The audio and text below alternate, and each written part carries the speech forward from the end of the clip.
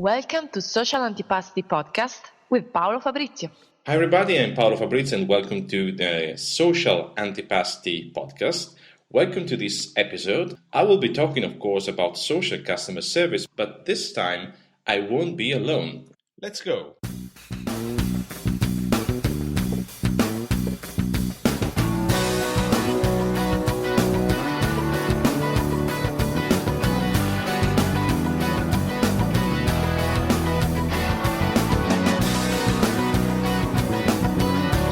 Social customer service to stand out from your competitors. All right, welcome back to this episode and more specifically to my guest. In fact, I have a guest here with me, which is Luke Porter. Luke, hi and welcome. Hi, Paolo. Nice to be talking to you. Great. Luke, you're from the UK. I don't want to introduce you because my first question is to please introduce yourself. So who is Luke Porter? Tell us about yourself and what you do, please. Sure. I think first thing I'd say, I started off my career at IBM. I went through their sales school in 1999 and quite quickly left and started my own business. I ran a telecoms business for around 12 years. We were primarily supplying the contact center space. And I exited that business in 2012 to work contact center side, which was for an outsourcer in the northeast of the country, of the UK. And that was my first real taste of social customer service. We had a number of larger brands that we worked with, sort of in the retail sector, the gaming sector, and we were, we had to look at how we could develop our service into the delivery of social customer service.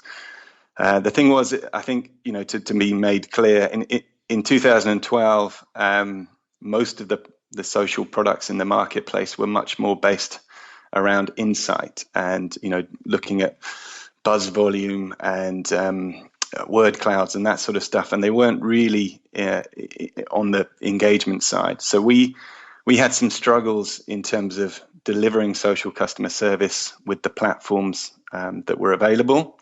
And that actually left me to leaving Responde in 2014 and going to work with Sentiment Metrics, who again are a social customer service platform. Yes. And I was working with them really to help them develop their product from insight into being able to deliver social customer service and engagement.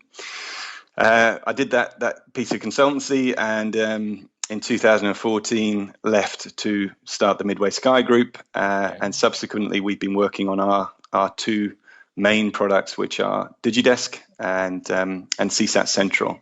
So DigiDesk is a social media monitoring, analysis, engagement platform, and CSAT Central is a multi-channel customer feedback application. Wow, that's very interesting, Luke. I'm impressed by your very extensive expertise about contact center first, and then the development and the integration of social channels within customer service. So I'm very, very glad about that. So congratulations. When I talked about social customer service here in Italy, which is still a young market compared to the UK as for social customer service, I always need to explain what social customer service is, except as for big brands who are already starting to adopt it. So imagine you're talking to somebody who doesn't know anything about social customer service. How would you define it as simple as you can? Sure. Okay, well, I think, it's interesting you mentioned the big brands are already doing something. I think, 6 or 7 years ago, social media was primarily used as a marketing channel. Yeah. I think brands look to use Facebook or Twitter to promote marketing campaigns, but quite quickly the consumers hit back, if you like. So they realized that they could kind of rant and rave about these brands or products in the public domain. That led to brands having to look at how to best manage these comments and look to sort of protect brand reputation and deal with some of maybe the negative comments that came through. So I think over the last couple of years, where, as I say, technology has evolved, people are now recognizing that they can use social media channels to contact brands, to raise customer service issues and receive proactive customer service. It's really become just another channel in the mix, if you like, whether consumers choose to contact brands through voice or email or chat or social within the contact center. We just need to be able to manage that customer contact effectively, no matter which channel it comes across. Yeah, thank you for your explanation and also for the excursus. And in fact, I totally agree when you say that social channels were used primarily just as for marketing tools, but now the revolution was started by customers. Yes. For the very first time, customers told brands which channels they want to get in touch with. And that's really revolutionary. And that led and forced companies and big brands, firstly, to start and embrace these new channels with all consequences that relate to public conversations, of course. Yes. Yeah. And again, it's having worked in the contact center, it's a unique sort of channel for lots of reasons. And that's what you're saying is it's a consumer-led revolution, but similarly, it's unique. It's 24/7. It's public domain. It's unscripted, so it creates challenges for the contact center. But I think again, I'm probably biased, Paolo, but I think the technology is evolving to help contact centers deal with those social channels more effectively today. Oh yes, in fact, I've been working with contact center within contact centers when I was very young, about 22 years ago. I launched the first insurance contact center here in Italy, and I remember that the only technological tool was the ACD for the call center. And now we're moving in a new stream of conversations that need to be prioritized with modern tools. Yes. So definitely social customer service tools and platforms are an essential tool for any kind of organization that want to not only take on the challenge, but get the opportunity and the chance to leverage the quality of customer service as a differentiator. Yeah, well, and that's true. Sorry, but I think, again, look, comparison with other channels, whether it was voice via an ACD or whether it was email, is generally, we couldn't understand what those conversations were previously. Whereas now with social, one of the real benefits, I think, in the contact center is that we have that real-time customer insight. What are the key conversations? What are the issues that people are talking about? And we can stream them into the contact center and get a kind of a live wallboard of the conversations that are happening. Is it issues with deliveries? Is it issues with payments? Is it issues with the website? And as Martin says, issues often break first on social, and we can find out an issue and understand that root cause quite quickly. Whereas, with the more traditional channels, it might have been, many hours later that we understood that there was a problem with the website. So It's a real benefit to understand what's happening in our customers' world, right here and now. It's important. Yeah. So do you think that social customer service is going to be important for any kind of industry? And if so, why?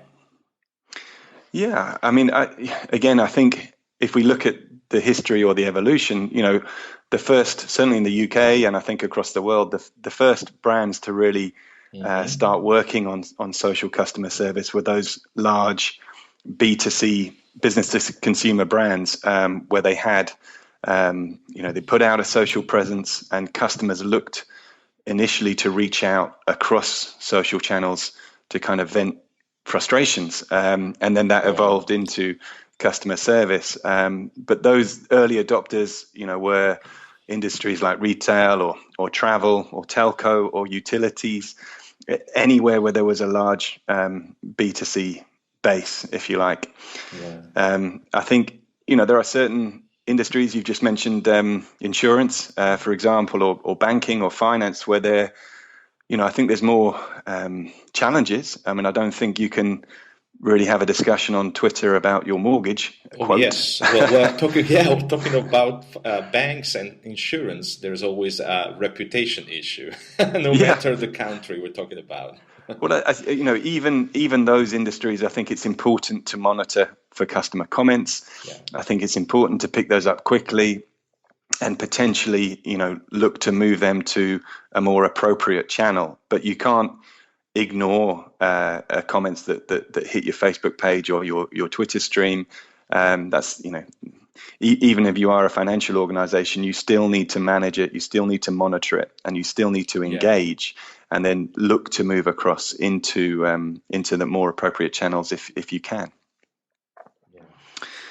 We industry-wise, we're seeing, again, in the UK, I think, along with those standard industries I was saying earlier, I think we're seeing quite a drive recently in public sector. I think that's picking up a lot. I think, looking to engage more proactively with their customers and responding more quickly and more effectively. But in answer to your question, I think all industries, if they have a Facebook page, if they have a Twitter account, it's important to be able to monitor and engage across those channels. Promptly and proactively. Yes. Yeah.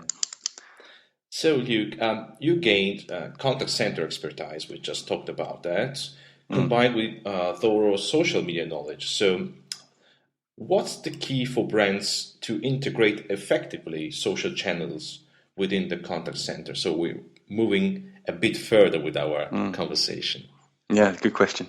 I think, again, if you look back a couple of years, the main challenge we had in the contact center was trying to wrestle control of social from marketing. I think, a lot of the brands that we were working with a couple of years ago, the marketeers really wanted to control, their Facebook accounts, their Twitter accounts, and their campaigns and the responses to them. But I think, again, because the technology has evolved and we have, you mentioned workflow, that enables us to kind of get marketing on side, if you like. So we can identify responses to a marketing campaign. We can direct them at the marketing team to own. We can also identify and split out customer service types of inquiries and deliver them into the contact center where they have access to the IT systems to better respond to those inquiries. So one of the key things really about the evolution of the customer contact center experience is the technology has allowed them to get control of the customer service issues that are raised on Twitter and Facebook, for example. I think it's it's more about, as we were saying earlier, treating social media as just another channel, and therefore we need that visibility of mentions coming into the team. We need workflow to help optimize the engagement. We need collaboration so that agents can work effectively across a team and potentially across channels, if you like. And we need those KPIs and those reports that we get from other channels, and we need them across the social channel as well. So it's I think because the technology has evolved, we've been able to position social customer service more within the contact center space. Thank you, Liu. Listening to you about KPIs, I think that's an issue that local brands here in Italy have is a cultural one. Because firstly, they need to change the way they look at KPIs. So, gone are the days that previous contact center KPIs are enough to be up to date. So as for monitoring and engaging with social channels with customers, so brands have to monitor different KPIs. Yes. Yeah. Even before choosing the right platform. Mm-hmm. No, I agree. And I think it's, there can be an awful lot of social activity, a lot of mentions, and there are, unique KPIs such as, what percentage of mentions have we dealt with, within a period. And we, for example, we had an example of, time to answer, which again in voice or email is quite straightforward. Yeah. But with social, there is, a distinct difference. There's a time from published, if you like, when the comment was published, but then there's also the time from when it's assigned to a user. Right. Because if we're measuring agent performance, we can't necessarily determine their response time from publishing. We have to look at their response time from when it was assigned to the user. So you're right. I mean, there are very unique sort of key performance indicators that we need to look at for social. What type of engagement? Is it just tagging activity? Is it replies? Is it any form? How much time for resolution? Yeah. So I think there are a unique set of KPIs for social, but there's also it's important to measure that in real time and to put it onto a wallboard and to make sure that we've got the same visibility of the social channel as we do for example, the voice channel, telling us how many calls are coming in and how many are in a queue. We need that same kind of information coming in. Yeah. Well, maybe you already half answered to the next question, but not totally. So my question is, Luke, what companies should do in order to deliver excellent customer experience? Yeah. So not only KPIs, of course. Yeah. No, I understand, and I think I referred to it already. I think there are some great technologies out there that will help with a lot of the answer to that question. I think the key things are having that real-time monitoring and analysis, understanding trending topics and spikes in mentions and swings in sentiment. You need that insight coming in. Right. You then need the workflow in place to help identify key mentions and assign them to the right team or the right agent. We use things like keyword tables, we use things like customer tables, influencer tables, which will help us identify types of activity and then prioritize them so that we can get a quick response in there. We use, for example, bulk actions, which is, I find, I've talked a lot about in the last few months, but if there is a spike and it has, we can identify it as what we call noise. Yeah. So, not necessarily something we have to respond to, but we can identify a whole group of noise and then, close that and take it out of the queue so that the agents can be more responsive. Agents need a really nice user interface. It needs to be easy to engage. They need to be able to look at the history and the authority and the sentiment scores. There's a whole, there's a whole raft of technical parts to this answer. If you get those pieces in place, then we get a better service, a better response time, more consistency. We reduce mistakes. All of that. To improve the user experience, I think you need to get your workflow and your engagement right to be able to deliver really nice customer experiences. One of the things that that we work on a lot with DigiDesk is the transitions across channels. So if someone is talking to us in the insurance sector, for example, and we're talking about providing evidence for a claim, then they might come in on Twitter, but we can switch them to, for example, email, receive that the pictures of the accident, whatever it may be, and we can do that seamlessly, so that there is that connection between the social channel and the resultant email.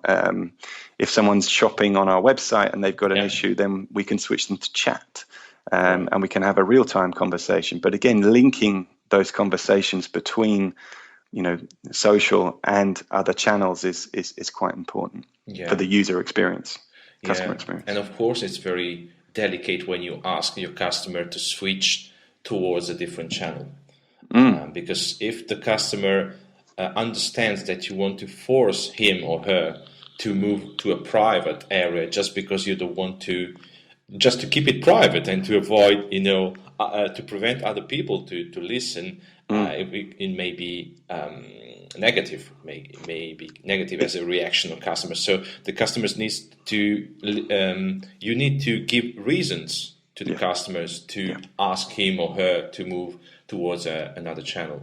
And I agree. And I also would say that sometimes the perception is, we're pushing them to the email team or to the chat team, and they disconnect. So I think it's important for the agent to say, look, click on this link to initiate a chat session with me. We're going to carry on this conversation just using a different means for real-time conversation. And the same, pushing someone to voice, we provide a code so that when they phone in, they put the code in and they're pushed through to the same agent. Great. Yeah, so they can continue the conversation. And and then there's a nice threaded history of Twitter interaction, and then a chat interaction, and it's good for the agent, but it's great for the customer because that's excellent. That could not happen in previous years with the contact center, because you call the contact center today for an information, you call 2 hours later, you get in touch with another guy, and sometimes you needed to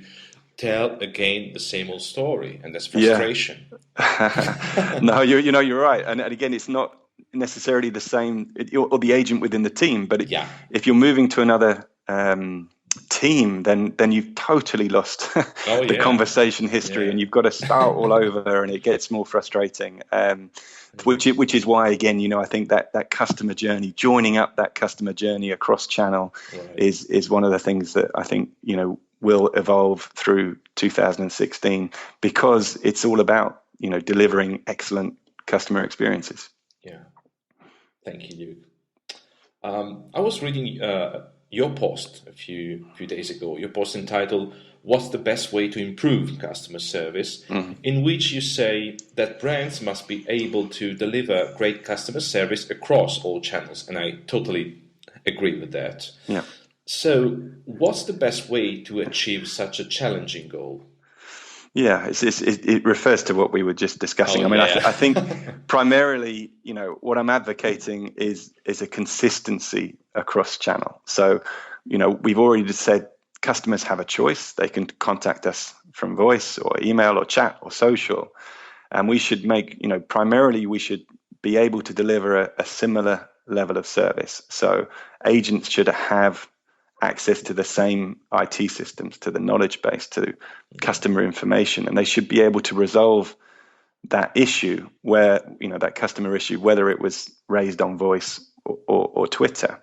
And if they can't do it in 140 characters, then they should be able to switch to a channel that enables them to get to that resolution. So, when I was asked, I think by OneReach, what's the best way to improve customer service, it's about being able to be channel agnostic, i.e., whatever channel someone comes in on, we should have the same, our agents should have the same ability to resolve the query. And if it means that, we need to look at providing a cross-channel blended agent, then that's what we need to do, potentially. We need to see that, someone called in 2 weeks ago, that they emailed in a week ago, that they were on Facebook yesterday raising a complaint, and today they've come in on Twitter. I would like, as an agent, I would love to know that customer journey, and being able to review those interactions before I start to interact today.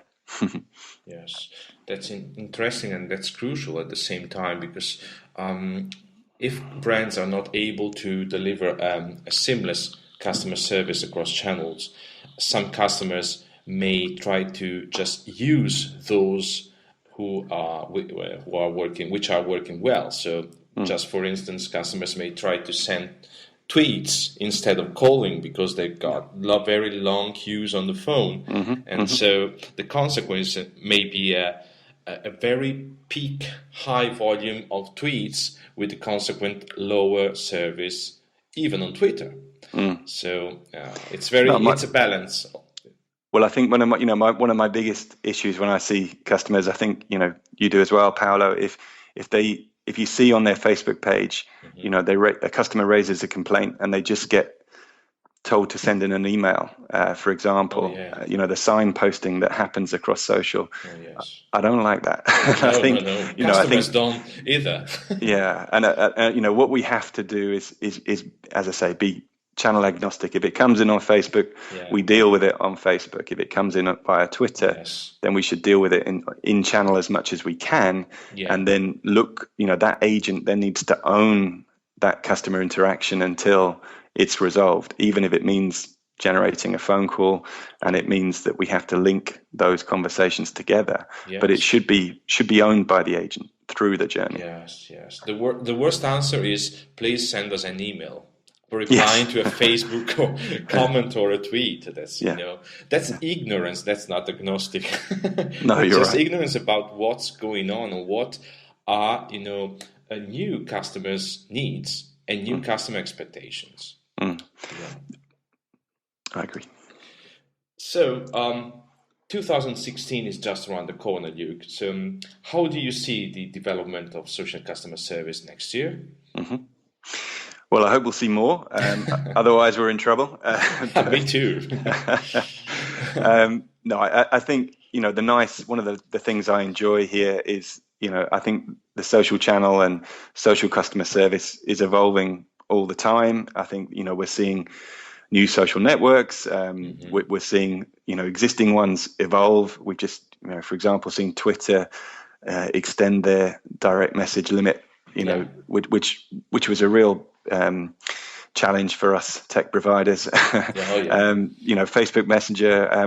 We've just done some work on TripAdvisor, for example, where people are leaving reviews, and again, it's public conversations. We need to bring them into the mix. So I think 2016. I'm sure the technology will continue to evolve. I hope we'll see a reduction in silos, as we were talking about. I think personally, my view is that there's too many social customer service teams. I think I think we may see more agents that are digital and working across email and chat and social, and again being able to provide that consistency across channel and joined up conversations. I think voice won't disappear. I think there's lots of stats talking about a reduction in voice, but most of the clients we work with still have to deliver voice services for especially for emotive and personal things. But I do think we might see more leverage of social data. So if a call comes in, being able to understand that this caller has 50,000 Twitter followers is important. It's a big voice. And we're working on a project on voice mentions right now, where when the voice mention comes in, we call it a voice mention. We can see the previous social interactions. We can see the sentiment, the authority scores, and we can see that they were moaning about product XYZ on Facebook yesterday, and so when that agent takes the voice call, he's already prepared. Exactly, and I think that's the sort of thing that I think will evolve through 2016. That we are going to these channels are going to merge. The presentation of cross-channel threaded conversations will increase, and ultimately the customer experience will greatly improve as a result. So I think it's going to be a good year for social customer service. Great, that's interesting to listen to such very interesting developments. And when you mentioned that in UK there are too many social media customer service teams, it's I appreciate the difference. We're still in a phase where where big brands are starting to launch the very first social customer service team. So I'm excited for another reason, but I'm still like, being 3 or 4 years. With having 3-4 years delay compared to the UK market. So it's interesting to know what it's going to be, maybe also here in Italy, the evolution, because I'm observing that even 12 months ago in Italy, many companies did not know what social customer service is and didn't want to adopt it. And in just very 6 or 7 months, 4-5 big brands, financials and telcos started with internal and also external agency, and many others are going to join it. So we're a bit late, of course, but we're moving fast. So it will be very interesting to see and to help brands here in Italy to develop social customer service projects and strategies. Sure. So as for next year's, what are your next projects? Personal, professional? Feel free to tell us. Okay. Well, I think, from a practical level, we're releasing version 2 of our DigiDesk and CSAT Central products in January. They have a kind of new face and new features. But what's been a big challenge for us is integrating the 2 products, and it's really where, for example, our CSAT Central product has inherited a lot of the traits from DigiDesk. So sentiment analysis and text analytics for verbatim comments that people are leaving, whether they're contacting, they're doing surveys on voice or on email or on chat or on social, being able to use some of those DigiDesk functions to help them understand what their customers are saying and what topics are trending, etc., from the customer feedback side.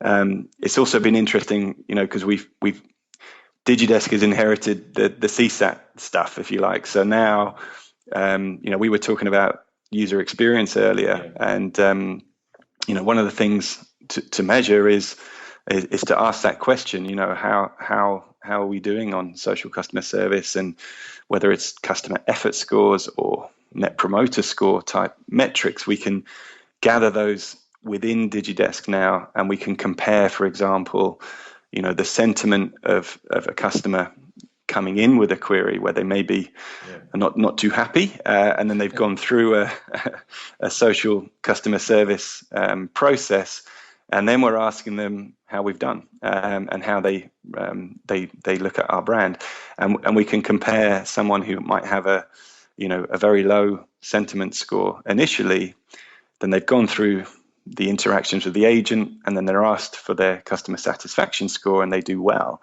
And you can see that process of, you can develop the need for, it's good for you, Paolo, you can develop the need for social customer service. Yes, that's good. By very clearly showing, sentiment at the start, and then, or a social detractor turned into a social advocate at the end of the process. So it's quite exciting for us that we're doing these new releases. We've merged the 2 products. I think we'll work more on these transitions, these switch to email and chat and voice. And I think we'll continue to keep developing the products and going out and hopefully selling some too. That's fine. So it was a very interesting conversation, but before saying goodbye, tell us, where can we find you online? Yeah, the easiest way to find us is online at midwaysky.co.uk. We have our 3 primary brands there. They're the agency side that does bespoke work, and then we have our DigiDesk product and our CSAT Central product. You can follow me on Twitter. I'm on @digi_desk, and you can look for me on LinkedIn. I'm Luke Porter, and there's not too many of us. That is great. This was an excellent marketing moment. And of course, just for all our listeners, I will be writing all your social channels within the post that I'm going to write in my LinkedIn profile. Super. So that all listeners can easily get in touch with you. Excellent. Thank you, Paolo. Yeah, so thanks to you, Luke. It was a great conversation about social customer service. It was very interesting talking to you. And I remember that all our listeners can subscribe to my Social Antipasti podcast on iTunes and also on Spreaker.com. Thank you very much. Bye-bye.